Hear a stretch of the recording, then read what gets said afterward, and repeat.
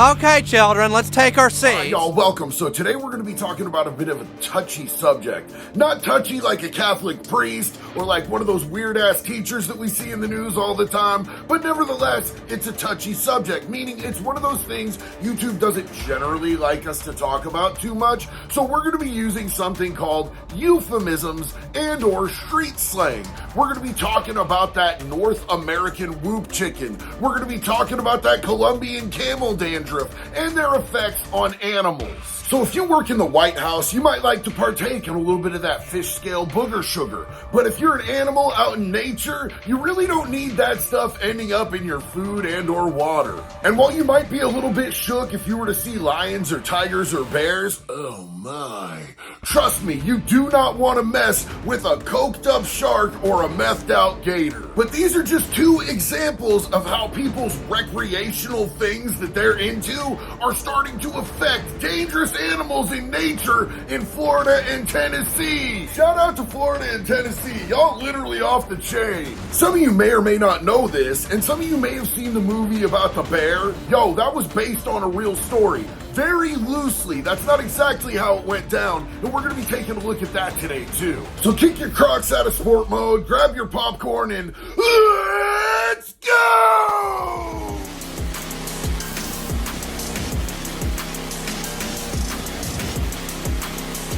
The number of homeless people continues to rise in America. The housing costs continue to skyrocket, forcing people to find alternative, affordable options for housing. That's where Containing Luxury comes in, not just in offering affordable housing options, but also in offering unique investment opportunities where you can be a part of a business that is on the rise while also giving back to our communities. And just like Containing Luxury has made affordable housing available for everybody, they've also made investing available for everybody by starting their investments as low as $100. There's a link in the description if you want to invest in Containing Luxury. Is anybody here not afraid of sharks? Because I can tell you, I spent the better part of a decade living in the state of Florida, 2 blocks away from the beach, and I met dozens of people who had been bit by sharks. Now, I'm gonna say this, the sharks off the coast in Florida, for the most part, they're small. It's like getting bit by a dog with razor sharp teeth, but still, how is that not terrifying? You know what's even scarier than that? Getting attacked by a shark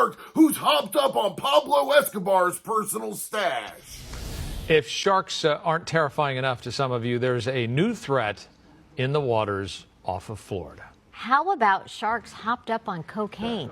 Experts say sharks may be gobbling up bales of drugs which have been dumped off the Florida coast by smugglers. Can I just say, as somebody who's done a wee bit of smuggling in his life, you're doing a really bad job if you dump your load. Hold on, wait. That sounded sus. Marine biologists went to study the phenomenon. They conducted experiments and spotted a hammerhead shark swimming into dumped packages and biting into them. That gave them what the scientists call crazy brain. Ah, yes, crazy brain. I know that one well. If only scientists had been willing to speak up on my behalf so it could have been a legal defense when I got in trouble for getting all hopped up on booger sugar. Where they behaved erratically. The phenomenon is featured in a new documentary for the Discovery Channel Shark Week, which starts Sunday. All right, so name one other animal that gets a whole week because it's so badass. There isn't one. It's just sharks. We do not need to give these things performance-enhancing drugs to make them more savage. They literally name women's periods Shark Week because it's that hardcore. Blood everywhere, homie. But on a serious note, if there's any cartel members out there watching today, find better smugglers, homie. We want to be able to play in the ocean. We don't need you messing up the sharks. Unless y'all get it on video, because a video of a coked up shark attacking people sounds pretty cool to me. That would be so dope. Blood, please, blood, shark, ah! After a man reportedly tried flushing methamphetamine and drug paraphernalia down a toilet while police carried out a search warrant in his home. Hey, what are you doing? Nothing. The Loretto Police Department in Tennessee is urging residents not to flush drugs on Facebook. Facebook. That's definitely the best way to communicate with all the meth heads. Saying it could create meth gators. That sounds lit. The town is located 100 miles south of Nashville and has a population of around 2,000. Bro, with a population of 2,000, how many of them have to be geeked out for this to be a real-life problem? The Facebook post notes, folks, please don't flush your drugs, okay? I'm sorry, Mr. Mackey, okay? That's okay, just don't let it happen again. Now our sewer guys take great pride in releasing water that is cleaner than what is in the creek, but they are not really prepared for meth. Yeah, bro, I wasn't either. Whoo! Saying the drugs could make their way to retention ponds, the post continues, ducks, geese, and other fowl frequent our treatment ponds, and we shudder to think what one all hyped up on meth would do. The department's statement says that if the drugs continue into Shoal Creek and the Tennessee River, they are concerned about the creation of meth gators in North Alabama, adding, they've had enough methed up animals the past few weeks without our help. And they are for real life serious about this. They had methed up squirrels. Can you imagine the damage a methed up squirrel could do? Instead, the department called on residents to dispose of drugs, including prescription pills, at a designated disposal counter in the lobby of City Hall. Hey, homie, I think the cops are onto us. Oh, no. What should we do? We gotta drive down to City Hall and dump our stash. And this just in breaking news, nobody is going to do that, like,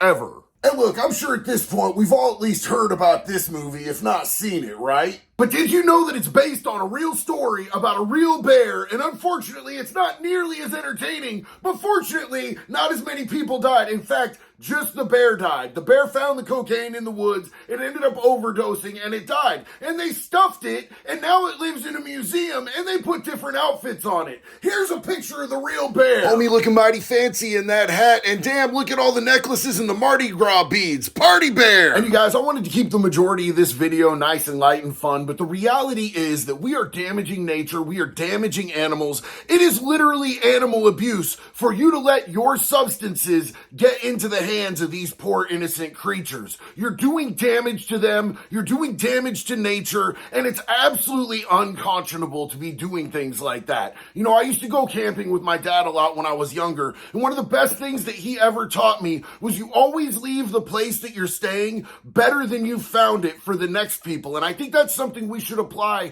to the way that we live life on this planet, man. I don't want to be the reason that some animals are screwed up or some kids get screwed up. We all need to be conscious about the footprint that we're leaving on this planet for the next person, for the next generation. And if we do that, we might live a life that's worth something and has meaning. And not to get preachy with you guys, but I've done both of the substances that we talked about today, and I did them as a willing participant as an adult, and they still absolutely ravaged my life. So for myself, personally, I recommend to everybody that they absolutely 100% avoid these things, man. Like, it is such a slippery slope, and you can go downhill so fast. It started innocent and as a party, and at the end of the day, when I came to look myself in the mirror, I didn't even recognize the person that I was anymore, and I wasn't somebody that I could love. And it took me years and years to be able to get that back, and my life has never been better. So if I can preach one thing to you guys real quick, avoid that stuff, man. Walk down your path, live your best life, be the best person that you can be. You don't need to numb out. You don't need that stuff to party and have fun. You are perfect just the way that you are,